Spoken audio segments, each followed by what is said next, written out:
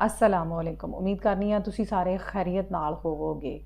ਜਦੋਂ ਬਹਾਦਰ ਸ਼ਾਹ ਜ਼ਫਰ ਨੇ ਗੁਰੂ ਗੋਬਿੰਦ ਸਿੰਘ ਨੂੰ ਆਪਣੇ ਤਖਤ ਤੇ ਬਿਠਾਇਆ ਤੇ ਉੱਥੇ ਮੌਜੂਦ ਇੱਕ ਸੈਯਦ ਸਾਹਿਬ ਨੂੰ ਇਹ ਚੀਜ਼ ਬਿਲਕੁਲ ਪਸੰਦ ਨਹੀਂ ਆਈ ਔਰ ਉਹਨੇ ਆਪਣੀ ਨਾਰਾਜ਼ਗੀ ਦਾ ਇਜ਼ਹਾਰ ਕਰਦਿਆਂ ਹੋਇਆਂ ਕਿਹਾ ਕਿ ਮੈਂ ਇਹਨਾਂ ਨੂੰ ਅਵਤਾਰ ਨਹੀਂ ਮੰਨਦਾ।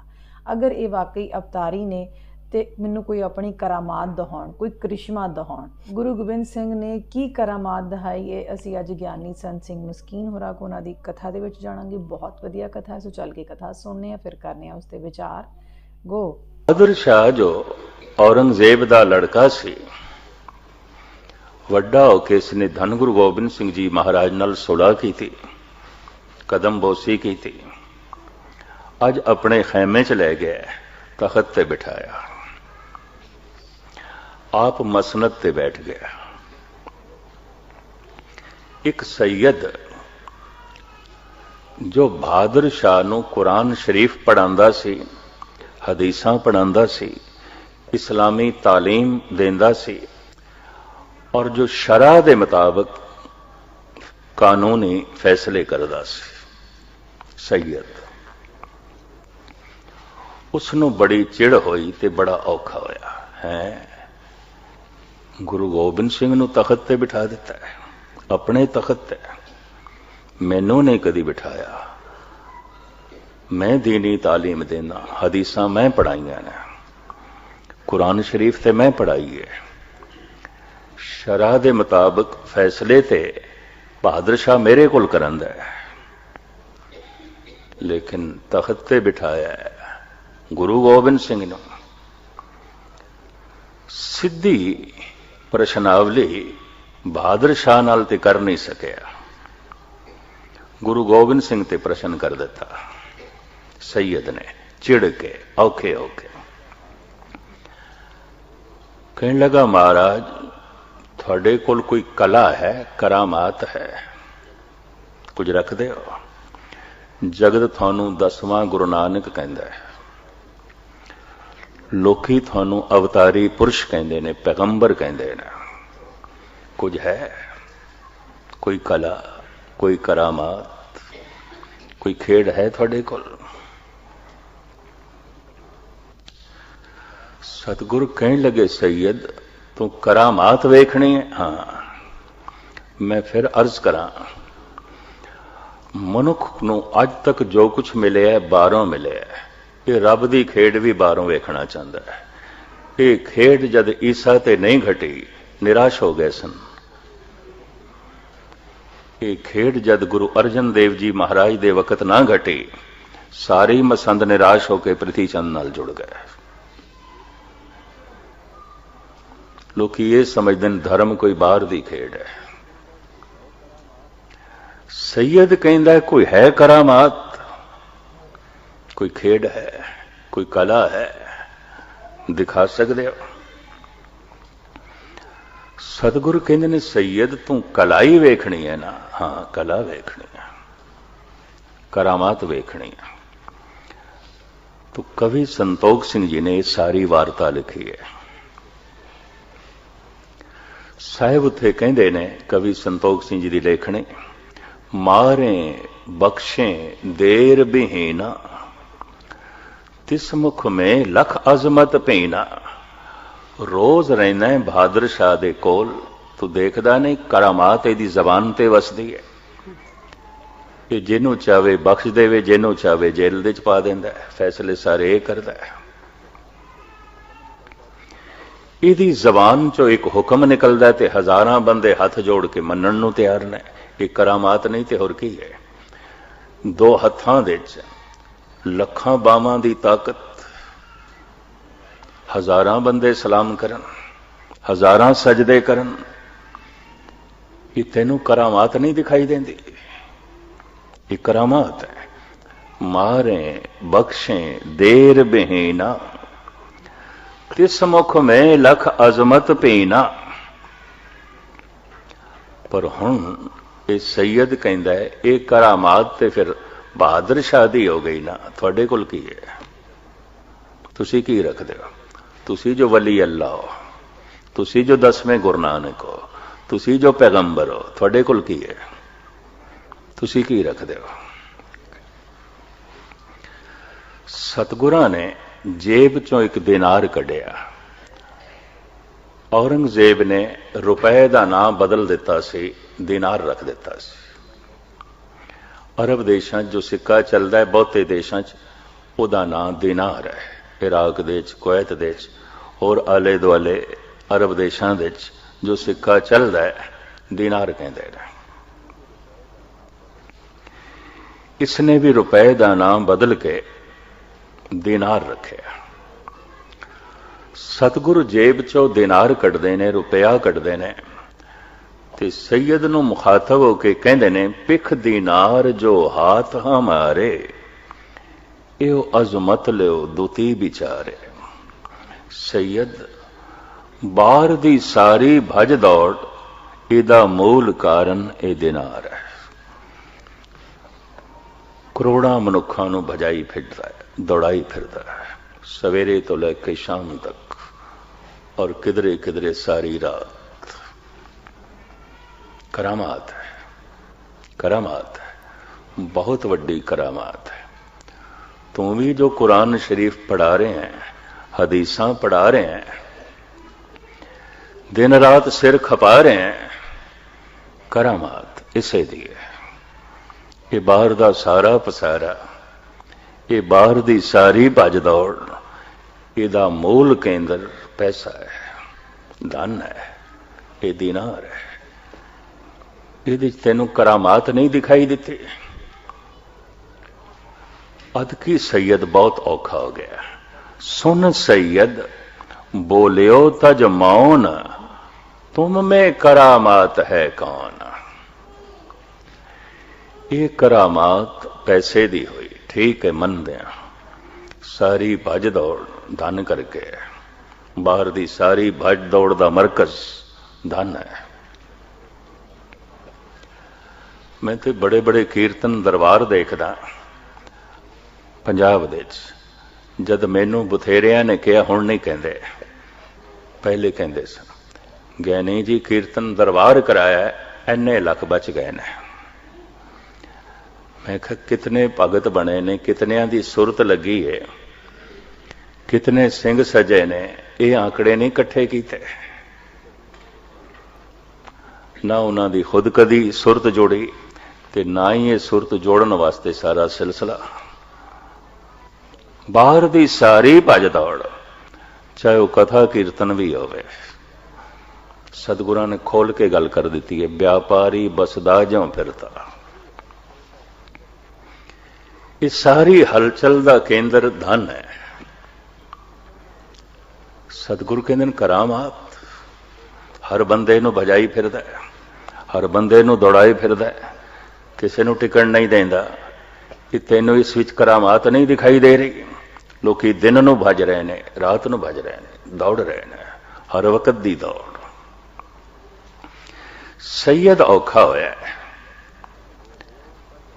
सुन सैयद बोलियो तज मौन, तुम में करामात है कौन। थोड़े विच केड़ी करामात है? मैं करामात वेखनी है। ते करामात तो बिना मैं किसी नूं भी वली अल्लाह मनण नूं तैयार नहीं। बहादुर शाह दे सामने गुरु गोबिंद सिंह जी महाराज की हेठी करना चाहता सी, ताकि बहादुर शाह की शरदा नूं सट लगे, ते बहादुर शाह इनकारी होवे। गल इतनी सी। तुम में करामात है कौन। जद सतगुरु ने देखा ये तो हुण खेड़ा ही नहीं छड़दा, चल सो चल, चल सो चल, ते गल नूं मूल रूप दे समझदा ही नहीं। वो जो अंदर दी दुनिया है, वो खुद ते मनुख अनुभव करके देख सकता है, दिखा नहीं सकता। जिन्हों भी दिखाया जा सकता है वो ब्रह्मंड है, ब्रह्म नहीं है। पिंड है, आत्मा नहीं है। पदार्थ है, परमात्मा नहीं है। संसार है, निरंकार नहीं है। अगम अगोचर इन्हां इंद्रियां दा विषय नहीं है। जबान उसनूं बयान नहीं कर सकती, अख उसनूं देख नहीं सकती, दिमाग उसनूं पूरा सोच नहीं सकता, और उसका कोई प्रत्यक्ष ਸਰੂਪ नहीं रखिया जा सकता। बई इस तरह का रब होंदा है, ना दिता जा सकता है ना लिता जा सकता है। अगर दिता जा सकता है, लिता जा सकता है, तो रब कुछ भी नहीं है, कुछ भी नहीं है, पदार्थ है। ना कोई दे सकता है, क्योंकि अगर कोई दे सकता है तो फिर कोई खो भी सकता है। यह भी मैं अर्ज करते हैं, देन लेन की चीज भी नहीं है। ना दिता जा सकता है ना लिता जा सकता है, सिर्फ उसकी तरफ कुछ इशारे किए जा सकते हैं ताकि मनुख चल पवे, ताकि मनुख खो जाए, ताकि मनुख लभण की तलाश करे। लेकिन प्रत्यक्ष सबूत कोई भी नहीं। सतगुरु कहने लगे जिसका कोई प्रत्यक्ष स्वरूप नहीं अंदरों, ये सतगुरु की सोच नहीं। कवि संतोख सिंह जी कहते हैं जिन्हों प्रत्यक्ष रूप तो कुछ रखा भी नहीं जा सकता, और जिन्हों जबान भी पूरा बयान नहीं कर सकती। कलगीधर पातशाह साफ कहते हैं, कहा नाम ताको कहां कह कहावे, कहा मैं बखानो कहे मो ना आवे। हे प्रभु तेरी हस्ती मैं किस तरह बयान करा, मैं जितना बयान करदा हूं तो थोड़ा है, कर ही नहीं सकता। तो हुण कवि संतोख सिंह जी लिखते हैं, सुन सतगुर शमशीर निकासी, सब में छठा समान प्रकाशी। महाराज ने मयान चो तलवार कढ़ ली। छठा कहते ने बिजली नूं, इंज चमकी जिवें बदलां दे बिजली। सुन सतगुर शमशीर निकासी, सब में छठा समान प्रकाशी। तत छिन बदन पीत होए गए, लोचन समुख न करते भय। सारियां दे चेहरे पीले पै गए। ऐ की हो गया। बहादुर शाह ने भी सिर नीवा कर लिया। एक ही हो गया। सतगुरु ने श्री साहब कढ़ ली, तलवार कढ़ ली। कि सैयद ने सोचिया शायद मेरे ते वार करनगे, ते सैयद दे हाथ जुड़ गए। महाराज मैं ते सिर्फ आप जी नाल बचन बिलास कर रहा सी। महाराज कहने लगे नहीं, असी तेनू करामात दिखानी है, हुण तू जबान नाल बोल ते दिखाईए। तेज दीपत श्री मुख ते कहें, ए भी करामात एक अहें। देखदा पिया फिर बाहर दी दुनिया च शस्त्र एक करामात है। हुण तू बोल ते मैं तेनू इसकी करामात दिखावा। ते हाथ जोड़ी जाए ते जबान नाल कहे, महाराज मैं ते सिर्फ आप नाल बचन बिलास कर रहा सी। सतगुरु बहादुर शाह की तरफ मुखातब होकर कहने लगे, इहदियां सारियां करामातां जिस दे अगों ठंडियां हो गई ने, बहादुर शाह मैं अपनी उम्मत नूं यही करामात देनी है। सूरवीर बनाना है, संत नूं सिपाही बनाना है, सूरवीर बनाना है, गैरतमंद बनाना है, हिम्मतवर बनाना है। कमजोर मुर्दा होंदा है। बाकी सैयद कोई प्रत्यक्ष प्रमाण नहीं, कोई प्रत्यक्ष प्रमाण नहीं, मैं नहीं दे सकता। हुण जद अवतार भी कह देन कोई प्रत्यक्ष प्रमाण नहीं, गुरु पीर पैगंबर कह देन कोई प्रत्यक्ष प्रमाण नहीं। प्रत्यक्ष प्रमाण ते बाहर हो गया, ते बाहर ते पदार्थ है, बाहर ते जो कुछ भी है संसार है, ते बाहर ते जो कुछ भी है दो रंगी है। ये भी मैं अर्ज करते हैं, यक रंगी नहीं। बाहर नूं कहंदे ने काल, समा, ते समय दे दो रंग ने। समय च जन्म है, समय दे च मरण है। अकाल दे च ना जन्म है ना मरण। काल दे च हासा है, रोना है, अकाल दे च हासा रोना नहीं है। काल दे च सुख है, दुख है। समा दो रंगी है। समय दे च कहंदे ने परिवर्तनशील है समा, सब कुछ नूं बदलदा है, तब्दील करदा है। वक्त टिकिया होया नहीं, इस वास्ते वक्त किसी नूं टिकण भी नहीं देंदा, सब कुछ बदलदा है। नफा नुकसान दे च बदलदा है, नुकसान नफे दे च बदलदे ने। ਸਮਾਂ ਦੋ ਰੰਗੀ ਹੈ। ਮਨੁੱਖ ਜਦ ਯਾਦ ਦੇ ਚ ਆਉਂਦਾ ਹੈ ਤਾਂ ਪਤਾ ਕਿਸ ਦੀ ਯਾਦ ਆਉਂਦੀ ਹੈ? ਬੀਤੇ ਹੋਏ ਸੁੱਖਾਂ ਦੀ ਯਾਦ, ਬੀਤੇ ਹੋਏ ਦੁੱਖਾਂ ਦੀ ਯਾਦ, ਬੀਤੇ ਹੋਏ ਨਫੇ ਦੀ ਯਾਦ, ਬੀਤੇ ਹੋਏ ਨੁਕਸਾਨ ਦੀ ਯਾਦ। ਯਾਦ ਕਿਸ ਦੀ ਆਏਗੀ? ਐਸੇ ਦੀ ਆਏਗੀ। ਬਗੌਰ ਮੁਤਾਲਾ ਕਰਨਾ। ਕੁਝ ਮਿਲਿਆ ਸੀ ਯਾਦ ਆਵੇਗਾ, ਕੋਈ ਵਿਛੜ ਗਿਆ ਯਾਦ ਆਵੇਗਾ, ਕਿਸੇ ਤੋਂ ਚੋਟ ਲੱਗੀ ਸੀ ਯਾਦ ਆਵੇਗੀ, ਕਿਸੇ ਤੋਂ ਖੁਸ਼ੀ ਮਿਲੀ ਸੀ ਯਾਦ ਆਵੇਗੀ। ਯਾਦ ਤੇ ਇਸੇ ਦੀ ਹੁੰਦੀ ਹੈ। ਭੂਤਕਾਲ ਦੇ ਵਿੱਚ ਜਾਂਦਾ ਹੈ। ਸਮਾਂ ਭੂਤਕਾਲ ਗੁਜ਼ਰਿਆ ਹੋਇਆ, ਸਮਾਂ ਜੋ ਆਉਣ ਵਾਲਾ ਉਹਦੀ ਚਿੰਤਾ, ਸੁਖ ਮਿਲੇ ਦੁੱਖ ਨਾ ਮਿਲੇ, ਜੀਵਨ ਮਿਲੇ ਮੌਤ ਨਾ ਮਿਲੇ, ਖੁਸ਼ੀਆਂ ਮਿਲਣ ਗਮ ਨਾ ਮਿਲੇ, ਇੱਜ਼ਤ ਮਿਲੇ ਬੇਇੱਜ਼ਤੀ ਨਾ ਮਿਲੇ, ਚਿੰਤਾ। ਯਾਦਾਂ ਭੂਤਕਾਲ ਦੀਆਂ, ਚਿੰਤਾ ਭਵਿਸ਼ ਦੀਆਂ। ਬਸ ਇਸ ਨੂੰ ਕਹਿੰਦੇ ਨੇ ਕਾਲ ਦੇ ਚ ਜੀਵਣਾ, ਸਮੇਂ ਦੇ ਚ ਜੀਵਣਾ। ਮਨੁੱਖ ਜਾਂ ਤੇ ਯਾਦਾਂ ਦੇ ਚ ਬੈਠਾ ਹੁੰਦਾ, ਕਿਹਦੀ? ਦੁੱਖ ਸੁੱਖ ਦੀਆਂ। ਕੁਝ ਮਿਲਿਆ ਸੀ ਜਿਸ ਤੋਂ ਦੁੱਖ ਮਿਲਿਆ, ਯਾਦ ਆਉਂਦਾ ਹੈ। ਕੁਝ ਮਿਲਿਆ ਸੀ ਐਸਾ ਜਿਸ ਤੋਂ ਸੁੱਖ ਮਿਲਿਆ ਸੀ, ਯਾਦ ਆਉਂਦਾ ਹੈ। ਕੁਝ ਮਿਲਿਆ ਸੀ ਐਸਾ ਜਿਸ ਤੋਂ ਬੜੀ ਚੋਟ ਲੱਗੀ ਸੀ, ਯਾਦ ਆਉਂਦਾ ਹੈ। ਕੁਝ ਮਿਲਿਆ ਸੀ ਐਸਾ ਜਿਸ ਤੋਂ ਰਾਹਤ ਮਿਲੀ ਸੀ, ਯਾਦ ਆਉਂਦਾ ਹੈ। ਇੱਜ਼ਤ ਯਾਦ ਆਉਂਦੀ ਹੈ ਜੋ ਮਿਲੀ ਸੀ, ਬੇਇੱਜ਼ਤੀ ਯਾਦ ਆਉਂਦੀ ਹੈ ਜੋ ਹੋਈ ਸੀ, ਯਾਦ ਆਉਂਦੀ ਹੈ। ਰੋਣੇ ਯਾਦ ਆਉਂਦੇ ਨੇ, ਹਾਸੇ ਯਾਦ ਆਉਂਦੇ ਨੇ। ਜੋ ਮਿਲਿਆ ਸੀ ਯਾਦ ਆਉਂਦਾ ਹੈ, ਜੋ ਵਿਛੜ ਗਿਆ ਯਾਦ ਆਉਂਦਾ ਹੈ। ਹੁਣ ਚਿੰਤਾ ਹੈ ਕਿ ਜੋ ਮਿਲੇ ਜਾਂ ਮਿਲਿਆ ਹੋਇਆ ਹੈ ਵਿਛੜੇ ਨਾ, ਚਿੰਤਾ ਹੈ।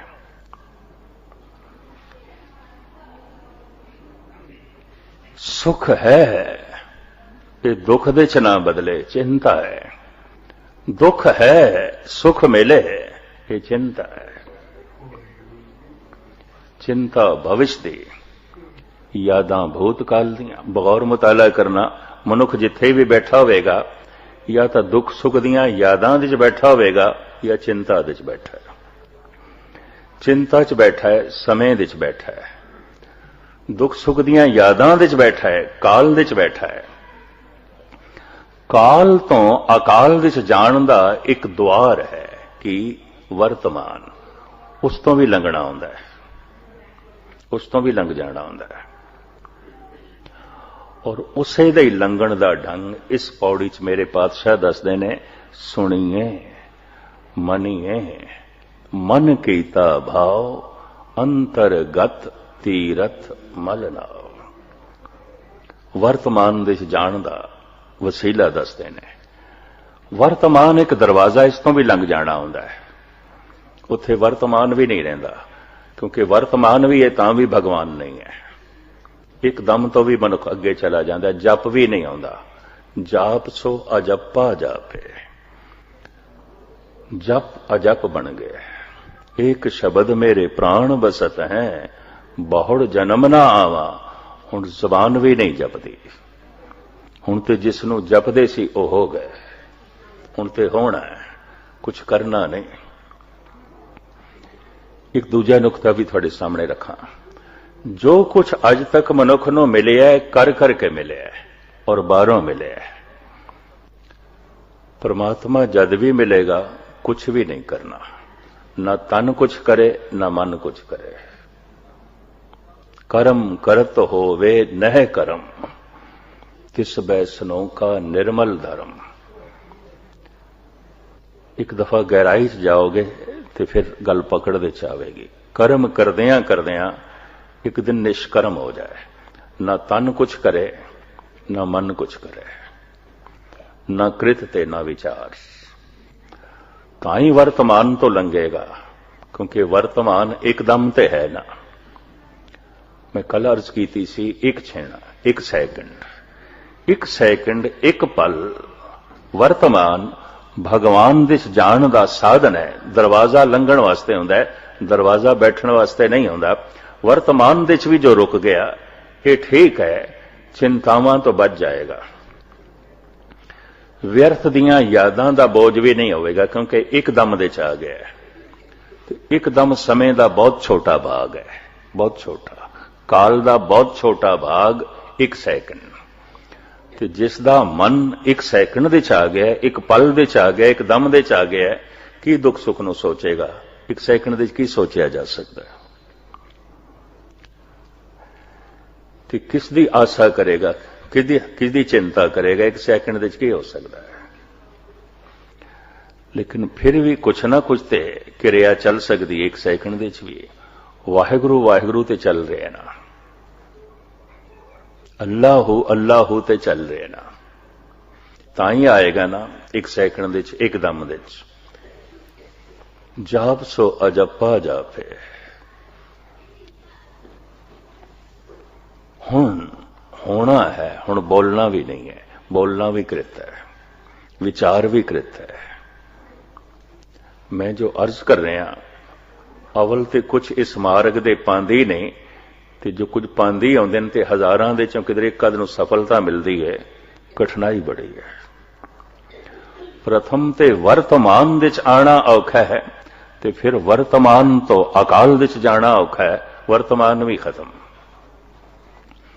काल तो अकाल दे च जाण दा रस्ता है वर्तमान, वर्तमान दरवाजा है। पर जो वर्तमान दे च भी आ गया, कम से कम परमात्मा दे दर ते आ गया। करीबन करीबन जिथे गुरु नानक ने 3 हिस्से दसे ने, वर्तमान तो लंघण दे सुनिए मनिए मन कीता भाव।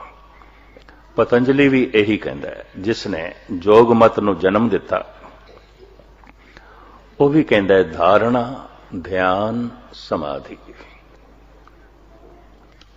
उपनिषदां दे ऋषि इस नूं कहंदे ने कर्म कांड, उपासना कांड, ज्ञान कांड। ज्ञान प्रकाश, हुण उस प्रकाश दे जीवना है, कुछ करना नहीं है, होना है।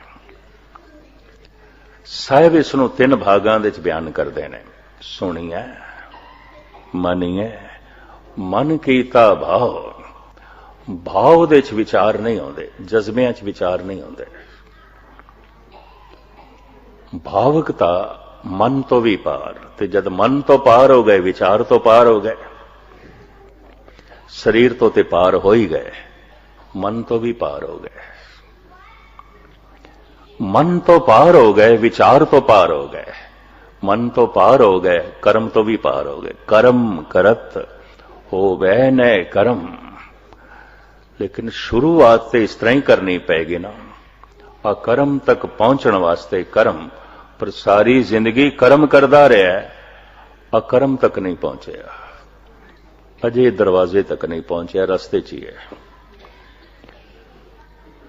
कि रस्ते च चल चल के लोग थक देन तो फिर रस्ते भी बदल देना, यह भी मैं अर्ज करा।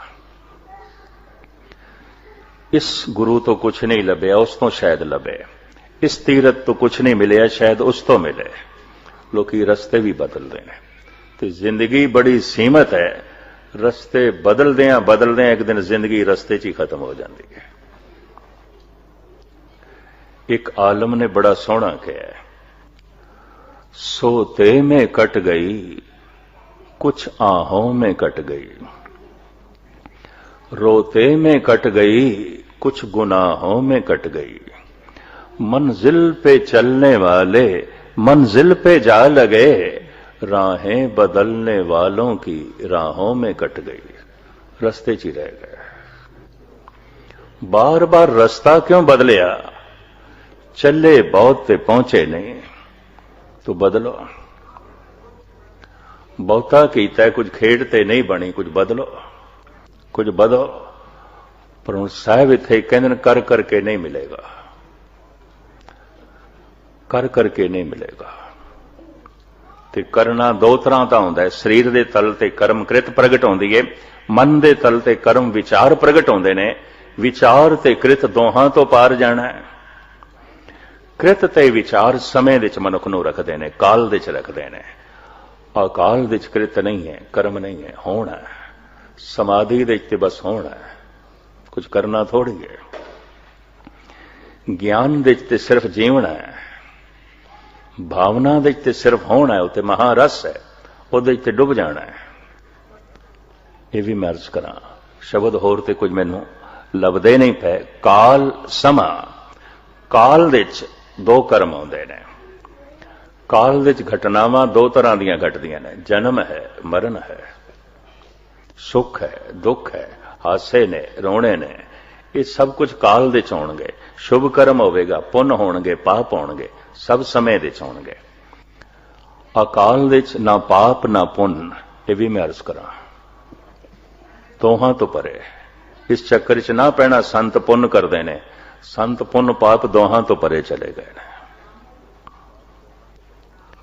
ਹੋਰ ਤੇ ਸ਼ਬਦ ਮੈਨੂੰ ਕੋਈ ਲੱਭਦੇ ਨਹੀਂ ਪਏ। ਸੰਤ ਪੁੰਨ ਨਹੀਂ ਕਰਦਾ, ਪਾਪ ਤੇ ਕਰਦਾ ਨਹੀਂ, ਪੁੰਨ ਵੀ ਨਹੀਂ ਕਰਦਾ। ਕਿਉਂ? ਉਹ ਉੱਥੇ ਪਹੁੰਚ ਗਿਆ ਜਿੱਥੇ ਨਾ ਪਾਪ ਦੀ ਪਹੁੰਚ ਹੈ ਨਾ ਪੁੰਨ ਦੀ ਪਹੁੰਚ। ਕਰਮ ਕਰਤ ਹੋਵੈ ਨੈ ਕਰਮ, ਤਿਸ ਬੈ ਸਨੋ ਕਾ ਨਿਰਮਲ ਧਰਮ। ਦੀਵਾ ਜਗਾਉਣ ਵਾਸਤੇ ਕਰਮ ਕੋਈ ਕਰਦਾ ਪਿਆ, ਤੇਲ ਇਕੱਠਾ ਕਰਦਾ ਪਿਆ, ਦੀਵਾ ਕਿਧਰੋਂ ਲੈਣਾ ਹੈ, ਵੱਟ ਬਣਾਣੀ ਹੈ, ਫਿਰ ਮਾਚਿਸ ਦੀ ਡੱਬੀ ਕਿਧਰੋਂ ਲੱਭਣੀ ਹੈ, ਫਿਰ ਜਲ ਗਿਆ।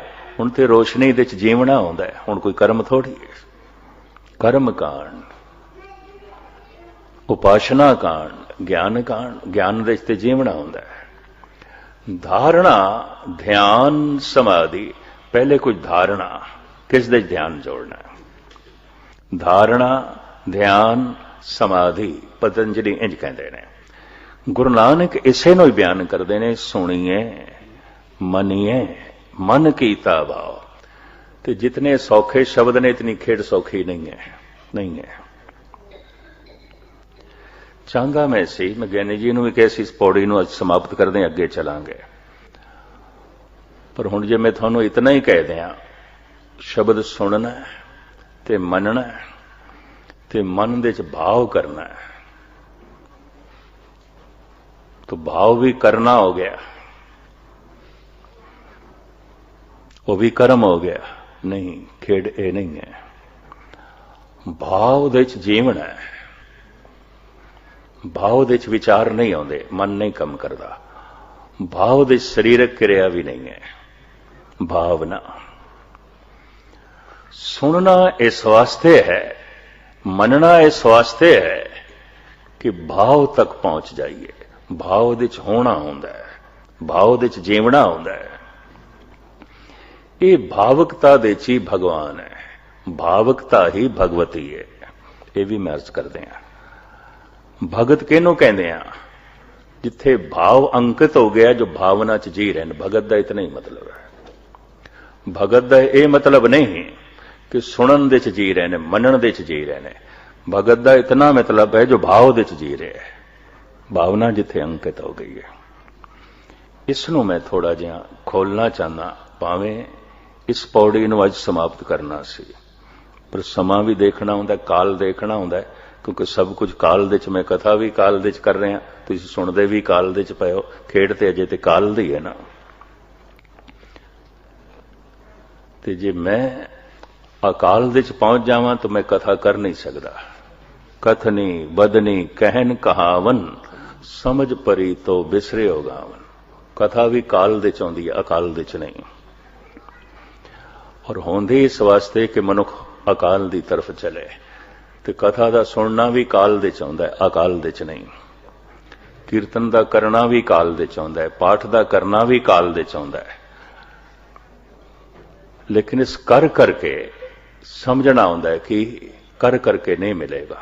ਕਰਮ ਕਰਤ ਹੋਵੇ ਨੈ ਕਰਮ, ਕਰ ਕਰਕੇ ਨਹੀਂ ਮਿਲੇਗਾ। ਅਗਰ ਕਰ ਕਰਕੇ ਮਿਲ ਸਕਦਾ ਹੈ तो मेरा करना बहुत बड़ा हो गया, बहुत बड़ा हो गया। परमात्मा कुछ भी नहीं, मैं इतना करांगा तो मिल जाएगा, मैं इतने पाठ करांगा तो मिल जाएगा, मैं इतना कीर्तन सुनांगा करांगा तो मिल जाएगा, मैं इतना जप तप करांगा तो मिल जाएगा, मैं इतना दान पुण्य करांगा तो मिल जाएगा। कर करके एक समझ मिलती है और वो करन दा फल समझ लेना कि कर करके एक समझ मिलती है कि कर करके नहीं मिलेगा, नहीं मिलेगा, ये समझ मिलती है। जिस दिन ये समझ मिल गई उस दिन कीते हुए कर्म सफल समझना, उस तो पहले नहीं। कर करके नहीं मिलेगा। बड़ा दान दिता है, बड़े पुण्य कीते ने, बड़ा पाठ कीता है, बड़ा जप तप कीता है, बहुता सीधे शब्दां जो मैं किधरे खोलिया ना तो हो सकता है किधरे ऐसा ना होवे टोरंटो दे एक सिंह, भावें 10-12 साल पुरानी गल है, वो बाहर प्रचार करन लग पिया भी ये ज्ञानी नास्तिक लगता है, ये नास्तिक लगता है। ते 15 दिन कथा चली सही सी। कर्म करत होवे नए कर्म, तिस बैसनों का निर्मल धर्म। निर्मल धर्म अकर्म ते खड़ा है, कर्म ते नहीं खड़ा। ते मैनू एक सिंह ने यह कहा, ज्ञानी जी ठीक है, अवस्था सुनन दी भी ते होनी चाहिए ना, इस वास्ते उन्हों का नास्तिक कहना ठीक है। मैं क्यों? कहने लगे तुसी पहली क्लास के विद्यार्थी दे अगों 10वीं की किताब रख दो तो गलती तो थोड़ी है। मैनू इंज कहने लगा, गलती तो थोड़ी है, ओदी थोड़ी है। वख-वख स्टेजां दे बंदे बैठे होंदे ने संगत विच, ते समन्वय कर लिया करो। विद्वान सज्जन लगता सी। समन्वय का मतलब ऐसा है कि उस 10वीं की किताब नूं भी उत्थे ले आओ जो पहली दी हो सके, वो भी पकड़ लवे। कर्म करत होवे नए कर्म, कर करके नहीं मिलेगा। मिलेगा उस दिन जिस दिन करना खत्म होवेगा। लेकिन कर करके एक समझ मिलती है तो करना उस दिन सफल समझ लेना। किस दिन? जिस दिन ये समझ मिले, करके नहीं मिलेगा, नहीं मिलेगा। चाहे मैं कितने पाठ कर लवां, कितने जप कर लवां, भाव दे च होना होंदा है, जीवना होंदा है, कुछ करना नहीं होंदा। समाधि दे च जीवना होंदा है, होना होंदा है, कुछ करना नहीं होंदा। ज्ञान कांड दे च जीवना होंदा है, होना होंदा है, कुछ करना नहीं होंदा। सचखंड दे च जीवना होंदा है, होना होंदा है, कुछ करना नहीं होंदा। उम्मीद है गल पकड़ दे च आई होवेगी। बाकी खुलासा मैं कल करांगा। मैं देखदा क्योंकि समा ते अपने ढंग नाल चलदा है, ते हुणे मैं अर्ज कीती है सब कुछ काल दे विच है, समय दे विच है। अकाल दे च कथा नहीं आउंदी, समाधि दे च कथा नहीं आउंदी, भावना दे च कथा नहीं आउंदी। भावना ते कुछ बोलण नहीं देगी। भाव दे च भिजया होया हिरदा की बोलेगा? मनुख विचार ही खो गए तो बोलेगा कि खाक। कथनी बदनी कहन कहावन, समझ परी तो बिसरियो गावन। ते तुसी आखोगे इतने अवतार है भगत, फिर बोले क्यों ने? इस वास्ते बोलन बंदा अबोल दे चला जाए, उत्थे पहुंच जाए जिथे बोलना भी नहीं है। समाधि, ज्ञान कांड, सचखंड, कर्म करत होवे नए कर्म, वो जो निष्कर्म अवस्था है वो अंतरीव तीरथ है। साहब कहते उत्थे पहुंचो, पाप उत्थे धुलणगे, उंज नहीं धुलणगे। जितने चिर तक मनुख उस तीरथ ते नहीं पहुंचया, एक भी पाप नहीं धुलदा। बल्कि तीरथ करदे होया कुछ मनुख नवे पाप भी कर छड़दा है, पुण्य भी करी जांदा, पाप भी करी जांदा। जे दान करना एक पुण्य है तो धन कमांदियां भी कई पाप होणगे, कुछ ना कुछ तो होवेगा। बल्कि गुरु नानक देव जी महाराज ते कहंदे ने बहुत ज्यादा धन चाहिदा है तो बहुत वड्डे पाप करने पैणगे, उंज होवेगा नहीं। पापां बाजों होवे नाई, मोया साथ ना जाई। तो हुण पाप नूं जरा मिटाण वास्ते पुण्य करना पेगा, करना पेगा। लेकिन मैं अर्ज करां, एक ऐसी अवस्था ना पुण्य ना पाप, करना कुछ भी नहीं है। पुण्य कर करके, जप तप कर करके, पाठ कर करके, कीर्तन कर करके, सुन सुन के उस अवस्था तक पहुंचना है। 1 मिनट दे चावना है। तो 1 मिनट दे कोई लंबी चौड़ी मनुख बाणी नहीं पढ़ सकता, पूरी कुरान शरीफ नहीं पढ़। 1 मिनट की कर सकता है? 1 मिनट ते अल्लाह हो ही कर सकता है। एक मिनट ते वाहिगुरू कर सकता है, तो इस तो भी फिर अगे लंघ जाए, क्योंकि एक सैकंड भी, एक पल भी, एक दम भी वर्तमान ते है ना, समय का छोटा भाग है। काल ते अकाल दे विचकार वर्तमान है, ये दरवाजा है। जद कोई इस दरवाजे तक पहुंच जाता है, इसे नूं कहंदे ने परमात्मा दे दर तक ते पहुंच गया। कबीर कह रहे ने, धर्मा दे ठांडे दरबार, तुझ बिन सुरत करे को मेरी, दर्शन दीजे खोल के वाड़। हे प्रभु, दर तक ते मैं आ गया, एक दम दे ते हुण मेरा मन टिक गया। कुछ बख्शिश कर, रहमत कर, कर करके मनुख इत्थे ही आ सकता है। अगे प्रसाद है, उसकी बख्शिश है। हुण वर्तमान तो भी निकल जाए, तो वर्तमान तो निकले तो भगवान ही भगवान है, काल तो निकले तो अकाल ही अकाल है, कर्म तो निकले तो हुण अकर्म अवस्था, हुण कुछ भी नहीं करना। धारणा ध्यान खत्म, क्योंकि हुण ते समाधि है। कर्म कांड उपासना खत्म, क्योंकि हुण ते ज्ञान कांड है। सुनना मनना हुण खत्म, क्योंकि हुण ते भावना ही भावना है, हुण ते भगवान ही भगवान है। इसनों सतगुरु ने जिवें खोले है, मैं कल तुछ बुद्धि अनुसार इसका होर थोड़ा जिहा विस्तार ते बैठ गया। एक सैयद जो बहादुर शाह नूं कुरान शरीफ पढ़ांदा सी, हदीसां पढ़ांदा सी, इस्लामी तालीम देंदा सी, और जो शरा दे मुताबिक कानूनी फैसले करदा सी, सैयद, उसनों बड़ी चिड़ होई ते बड़ा औखा होया है। गुरु गोबिंद सिंह नूं तखत ते बिठा दिता है, अपने तखत ते, मैनू नहीं कदी बिठाया। मैं गुरु गोबिंद सिंह जिहड़े कि एक बहुत वड्डे अवतारी सीगे, और हर मज़हब दे विच ये चीज़ जिहड़ी है पाई जाती हैगी है कि जिहड़े संत है, पंडित है, मौलाना है, हर कोई ये कहता है कि जो ज्ञान मेरे कोल है वो किसी कोल भी नहीं हैगा, जिन्ना मैं जानना है दीन दे बारे या जिन्नी मैनू समझ है इन्नी किसी नूं भी नहीं है, और जो मैं कह रहा सिर्फ वही सही है, बाकी जो कह रहे हैं वो गलत हैगा वै। ये हर मज़हब दे विच जिहड़े मज़हब दे ठेकेदार मैं उन्होंने कहांगी, उन्होंने ये चीज़ जिहड़ी है पाई जाती हैगी है कि सिर्फ अपने आप नूं सही कहंदे है। हालांकि लोगों नूं इस चीज़ की समझ क्यों नहीं आती कि जिहड़े मज़हब के नाल जुड़े है उन्हां च मैं अगर आ गई है तो फिर तो दुनियादार लोग है ना, फिर वो मजहबी लोग नहीं है, धार्मिक लोग नहीं है, फिर तो वो समाजिक लोग है कि वो अपनी अना नूं मैं नूं जिहड़े है सिर्फ उन्होंने अगे रखिया वै, वो किसी ते अगे नीवा होना पसंद नहीं करन दे हैगे, ना किसी दी तारीफ करना वो पसंद करते हैं, बल्कि सिर्फ अपना ही कहते एक चर्चा हुंदा रहे। जिहड़े इस तरह के ठेकेदार है ना, इन्हां दे सारे जिहड़े फसाद है पवाए हुंदे है, और यही वजह सी कि जिहड़े उस दरबार दे विच सैयद साहब सीगे उन्हां नूं भी वो चीज़ पसंद नहीं आई कि मेरे हुंदियां गुरु गोबिंद सिंह नूं क्यों तखत दे उत्ते बिठाया गया, जबकि इनू मज़हब की तालीम तो मैं दिंदा रहा हैगा मैं।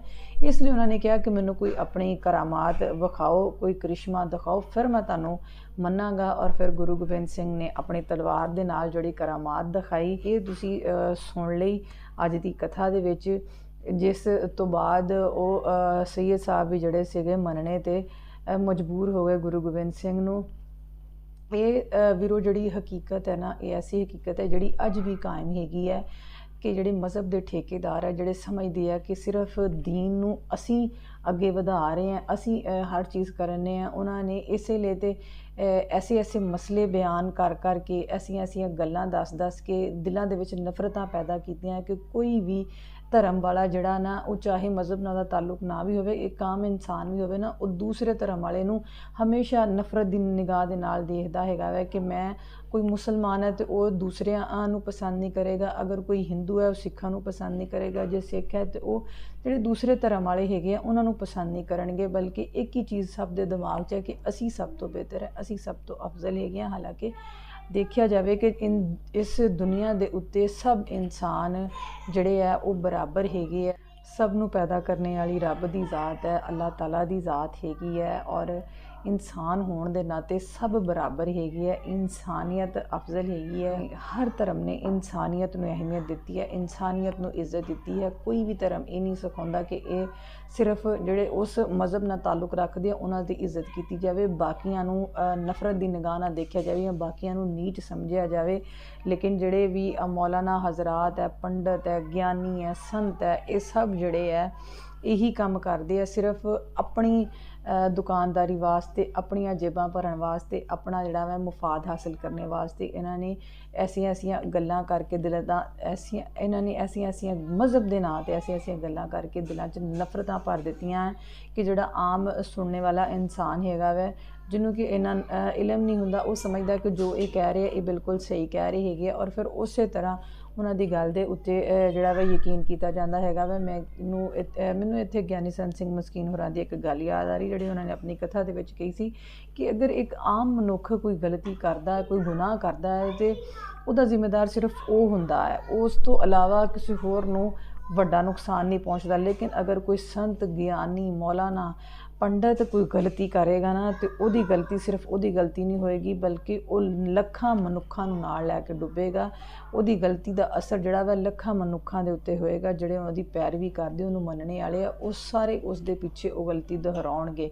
ਔਰ ਇਸ ਲਈ ਇੱਕ ਪੰਡਤ, ਗਿਆਨੀ, ਸੰਤ, ਮੌਲਾਨਾ ਦੀ ਕੀਤੀ ਜਿਹੜੀ ਗਲਤੀ ਹੈਗੀ ਹੈ ਉਹ ਬਹੁਤ ਸਾਰਾ ਨੁਕਸਾਨ ਕਰਦੀ ਹੈਗੀ ਹੈ। ਬਿਲਕੁਲ ਉਸੇ ਤਰ੍ਹਾਂ ਜਿਸ ਤਰ੍ਹਾਂ ਅਗਰ ਇੱਕ ਛੋਟੀ ਨਾਲੀ 'ਚੋਂ ਪਾਣੀ ਨਿਕਲੇ ਨਾ ਤਾਂ ਉਹ ਨੁਕਸਾਨ ਨਹੀਂ ਕਰੇਗੀ, ਲੇਕਿਨ ਅਗਰ ਇੱਕ ਦਰਿਆ ਦਾ ਜਿਹੜਾ ਵਾ ਬੰਦ ਟੁੱਟ ਜਾਵੇ ਤਾਂ ਉਹ ਹਜ਼ਾਰਾਂ ਘਰ ਡੁਬੋ ਦੇਗਾ, ਬਹੁਤ ਸਾਰੀਆਂ ਫਸਲਾਂ ਤਬਾਹ ਕਰ ਦੇਗਾ। ਇਸੇ ਤਰ੍ਹਾਂ ਜਿਹੜੇ ਮਜ਼ਹਬੀ ਪ੍ਰਚਾਰਕ ਹੈ ਉਹਨਾਂ ਦਾ ਵੀ ਇਹੀ ਹਾਲ ਹੈਗਾ ਵੈ, ਲੇਕਿਨ ਉਹ ਇਸ ਚੀਜ਼ ਨੂੰ ਨਹੀਂ ਸੋਚਦੇ ਹੈ, ਉਹ ਸਿਰਫ ਆਪਣੇ ਮਫਾਦ ਨੂੰ ਸਾਹਮਣੇ ਰੱਖਦੇ ਆ ਔਰ ਇਹ ਦੇਖਦੇ ਆ ਕਿ ਲੋਕ ਸਾਨੂੰ ਫੋਲੋ ਕਰਨ ਦੇ ਆ। ਅਤੇ ਹੁਣ ਅਸੀਂ ਜਿੰਨਾ ਹੋ ਸਕੇ ਇਹਨਾਂ ਨੂੰ ਇਸਤੇਮਾਲ ਕਰੀਏ ਤਾਂ ਕਿ ਇਹਨਾਂ ਦੇ ਜ਼ਿਹਨ 'ਚ ਕੋਈ ਜਿਹੜੀ ਸਹੀ ਗੱਲ ਹੈ ਉਹ ਨਾ ਪਾ ਦੇਵੇ, ਬਲਕਿ ਆਪਣੀਆਂ ਗੱਲਾਂ ਦੇ ਵਿੱਚ ਇਹਨਾਂ ਨੂੰ ਇੰਨਾ ਉਲਝਾ ਕੇ ਰੱਖੀਏ ਕਿ ਇਹਨਾਂ ਨੂੰ ਸਹੀ ਗੱਲ ਜਿਹੜੀ ਗਲਤ ਲੱਗੇ ਔਰ ਸਾਡੇ ਜਿਹੜੀਆਂ ਗਲਤ ਗੱਲਾਂ ਉਹ ਸਹੀ ਲੱਗਣ।